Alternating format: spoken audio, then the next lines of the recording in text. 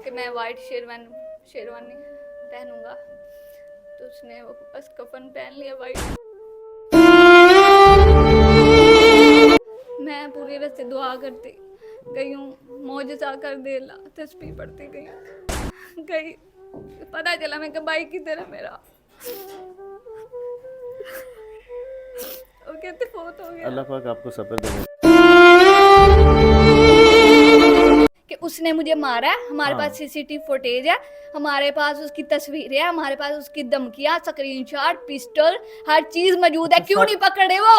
आप लोग कोई भी आप आवाज नहीं ना उठा रहे एक लड़की के लिए, तो आपकी बेटी के लिए भी कल कोई आवाज नहीं उठाएगा। तो मैं अपने घर वालों से कहती थी एक्शन ले ले, कुछ कर ले, इसका कुछ कर ले। ये अपनों की वजह से चुप रहे हैं हम। आधी रात को भी मैं कहूँ ना 12 बजे मुझे ये चीज खानी है, ला के देता था, कहता था हुक्म करो तुम। मेरा भाई था, वो मेरा दोस्त था, मेरे बाप की जगह उसने ली हुई थी। एक रिश्ता हो तो उसके साथ बताऊं मैं, जब अपने गद्दार निकला है ना, तो फिर तो ये होता है। आपको पता था कि वो मेरा रिश्ता मांग रहा है? मुझे धमकियां दी उसने, मेरी छोटी बहन है उसको धमकियां दी, मुझे 3 साल से वो इतना मेंटली टॉर्चर किया हुआ था उसने। नाज़रीन, भाई की शादी का चाव किस बहन के दिल में नहीं होता। ये एक ऐसी बात नसीब बहन मेरे साथ बैठी हुई है जिसका जवां साला भाई, जिसकी 1 माह बाद शादी थी, और जिसको एक जालिम और सफाक दरिंदा सिफ्ती इंसान ने, जो कोई गैर नहीं, वो इन्हीं का अपना कज़न है, खालाजाद भाई है, जिसने इनके भाई को गोलियां मारकर कत्ल कर दिया। यह थाना कोतवाली की हदूद उर्दू बाजार डिसेंट बुक डिपो के ऊपर जिस नौजवान को गोलियां मारी जाती हैं वो इस बहन का भाई होता है। और एक मैं आपको ये बात वाज़े करता चलूँ कि वो जो सफाक जो इंसान है वो भी एक हाफ़िज़ कुरान था, और एक हाफ़िज़ कुरान को उसने गोलियां मारी हैं, और वो इसी बहन का रिश्ता भी मांग रहा था कि मुझे इसका रिश्ता चाहिए। मगर उसकी करतूत, उसका किरदार जो है वो पूरे मुआशरे ने देख लिया, और इस बहन को भी समझ आ गई कि मेरे भाई इरफान ने और मेरी वालदा ने जवाब क्यों दिया था कि इसके साथ रिश्ता करना ठीक नहीं, क्योंकि वो एक आवारा किस्म का इंसान था। तो बाकी की हकायक हैं क्या, सारा माजरा है क्या, बहन की ज़ुबानी जानते हैं। मेरी बहन, अल्लाह पाक आपको सब्र दे, बहुत बड़ा सानिया हुआ है, आपका भाई शहीद हो गया। तो ये मुझे बताइएगा कितने बहन भाई हैं आप? हम 4 बहन भाई हैं, 2 भाई हैं और 2 बहनें हैं। इरफान बड़ा का भाई वो था। इरफान का कितना नंबर, पहले नंबर पे था? बड़ा हाँ था? जी, बड़ा भाई वो था, बड़ी बहन मैं हूँ, सही है। बाकी छोटे हैं। तो इरफान की शादी भी पता चला है हमें, अगले माह शादी थी, और आपकी भी साथ में शादी थी? हाँ जी, हमारी सब बहन 3 शादियाँ इकट्ठी थी, छोटी का निकाह करना था और सही हम है। दोनों की वैसे शादी थी। तो ये सारा माजरा कैसे पेश आ गया, कैसे आपके अनहोनी हो गई, कैसे आपके घर में क़यामत बरपा हो गई? जब अपने गद्दार निकला है ना, तो फिर तो ये होता है। आपको पता था कि वो मेरा रिश्ता मांग रहा है? मुझे धमकियां देता था, वो कहता आपको था। भी? हाँ, मुझे धमकियां दी उसने, मेरी छोटी बहन है उसको धमकियां दी, मुझे 3 साल से वो इतना मेंटली टॉर्चर किया हुआ था उसने। तो वो धमकियां देता है तुम्हारे भाई को मार दूंगा, इसको मार दूंगा, इसको मार दूंगा। तो मैं अपने घर वालों से कहती थी एक्शन ले ले, कुछ कर ले, इसका कुछ कर ले। ये अपनों की वजह से चुप रहे हैं हम। हमने कहा अपना क्या करेगा, हमने खुद पाला है उसको। ये हसान की एज का था जब हमारे घर आया है। तो मेरे भाई के साथ पढ़ा है, हमारे साथ रहा है, मैं उसको बाई बाई करती थी। सही है। तो वो सांप निकला, हमें नहीं था अंदाजा इस तरह होगा, तो हम इसी वजह से चुप रहते थे। एक तो इज्जत होती है लड़की इतना की। मेंटली तौर पे टार्चर करता रहा, आपने अपनी वालदा को भी और अपने वालिद को भी आपने बताया, भाई को भी बताया कि मुझे इतना मेंटली तौर पे टार्चर पूरे कर रहा है? खानदान को पता है इस चीज का। हाँ, तो एक्शन नहीं लिया गया? बात यही है कि लड़कों को गलत सपोर्ट मिलती है तो वो आवारा हो जाते हैं, तो वो अपने आप को बदमाश पता नहीं क्या क्या समझते हैं, गैंगस्टर समझ लेते हैं। और लड़कियां इज्जत की वजह से चुप कर जाती हैं। चुप कर जाते हैं। और आज अगर आप लोग कोई भी आप आवाज नहीं ना उठा रहे एक लड़की के लिए, तो आपकी बेटी के लिए भी कल कोई आवाज नहीं उठाएगा। ये बात लिख ले। अच्छा, शादी कब थी मेरी बहन, किस तरीके से? शादी अगले महीने थी, तैयारियां चल रही थी? चल रही हैं सारा। बहन भाई की बातें, गुफ्तगू आपस में, लाड चाव प्यार की बातें कि ये करेंगे, ये आपस में प्लानिंग, ज़ाहिर आप बड़ी थी, भाई भी आपकी एज का था। हाँ जी, मेरा क्या बातें चल रही थी? मेरा भाई था, वो मेरा दोस्त था, मेरे बाप की जगह उसने ली हुई थी। एक रिश्ता हो तो उसके साथ बताऊं मैं। पता चला घर का वाहद कफील भी था, उसी कमा ने के लाता था, कभी बहन के लिए तोहफे तोहफे भी लेके आता, जो बहन फरमाइशें करती पूरी भी करता था उसको वो। आधी रात को भी मैं कहूँ ना 12 बजे मुझे ये चीज़ खानी है, ला के देता था, कहता था हुक्म करो तुम। हाँ। बस जब बहन को इतला मिलती है कि भाई को गोलियां मार दी गई हैं, क्या कंडीशन होती है? मैं बता नहीं सकती जो मेरी हालत थी, मेरी आंखें पत्थर बन गई थी, दिल मेरा डूब गया था, दिमाग मेरा हैंग हो गया था, मेरे आंसू नहीं निकला। हाँ। मैं दुनिया घूम रही थी, मुझे आवाज़ें आ रही थी, चक्कर आ रहे थे, मुझे लग रहा था अभी मैं गिर जाऊंगी अभी। भाई का वहाँ पे जब जहाँ पे फायरिंग हुई, आप गई थी वहाँ पे? हम हॉस्पिटल गए थे, हाँ। हमें कहा था सीरियस कंडीशन है हम्म। तो आप लोग आ जाओ। भाई से कोई आखिरी बात हुई? मैं पूरे रास्ते दुआ करती गई हूँ, मौजज़ा कर दे अल्लाह, तस्बीह पढ़ती गई,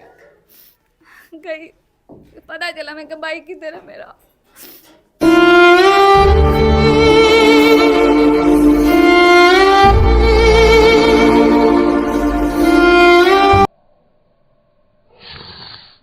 वो कहते फोत हो गया। अल्लाह पाक आपको सब्र दे मेरी बहन, अल्लाह सब्र दे आपको। आमीन। क्या कहना चाहेंगी भाई के लिए? मुझे फ़ख्र है अपने भाई पे, जिस शान से वो गया है ना, जितनी अल्लाह ने उसको इज़्ज़त दी है, जिस जो जो उसको जानता है, जो जो अब जान रहा है, हर कोई उसको दुआ देता है, उसकी तारीफ़ करता है। ये इज़्ज़त जो अल्लाह ने उसको दी है ना। बहन के साथ क्या बात हुई भाई की? कुछ नहीं, बस शादी की कहता था कौन सा लहंगा पहनना है तुमने, कौन से कलर का लहंगा लेके आऊँ। मैंने कहा रेड ले आना या मेहरून ले आना, तो अपना कह रहा था कि मैं वाइट शेरवानी पहनूंगा।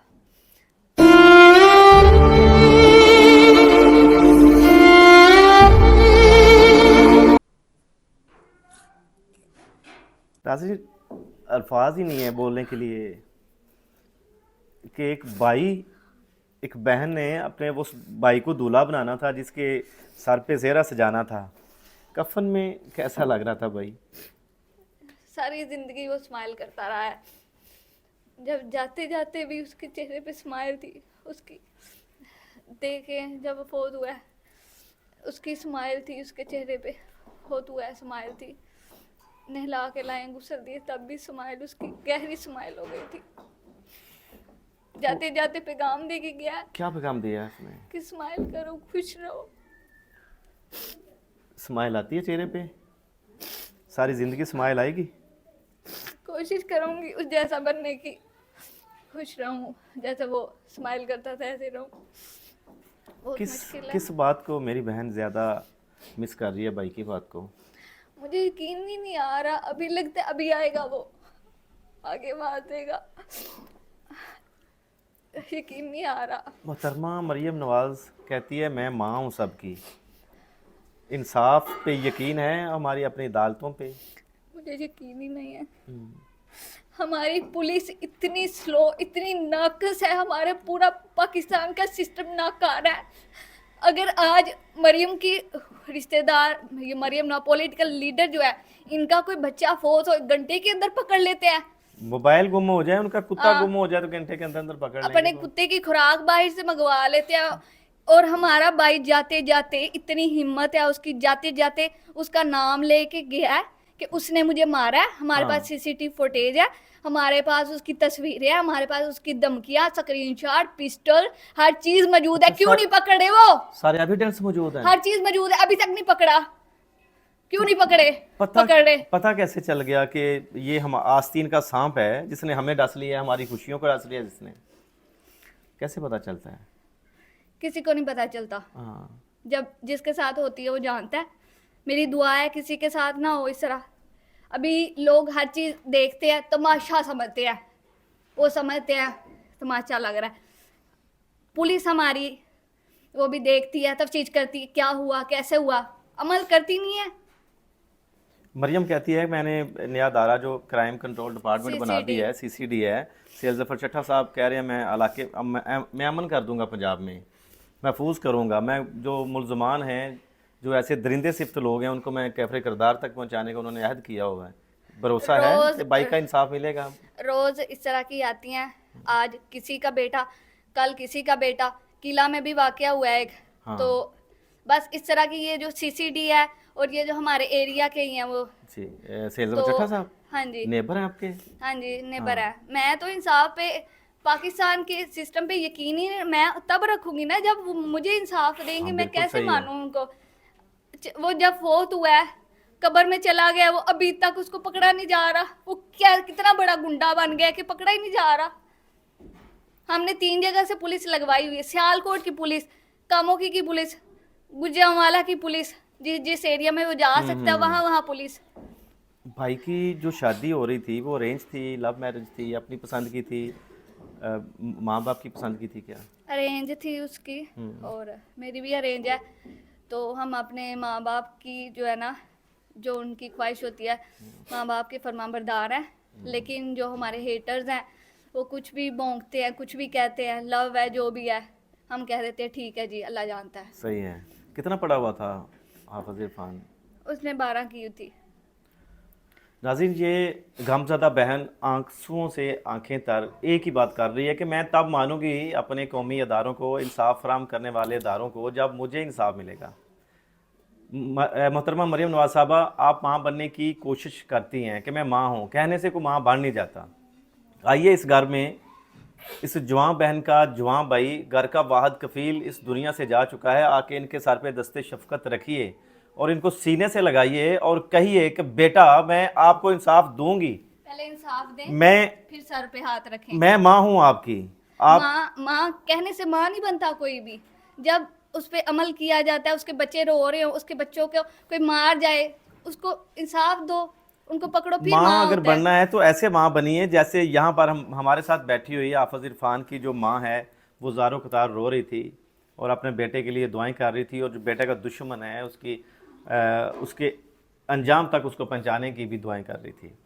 और सैयद ज़फ़र चट्टा साहब, क्राइम कंट्रोल डिपार्टमेंट जो है आपका, पंजाब की आधी आबादी जो है वो आपको दुआएं देती है कि आप माओं को, बहनों को फ़ौरी इंसाफ फराहम कर देते हैं।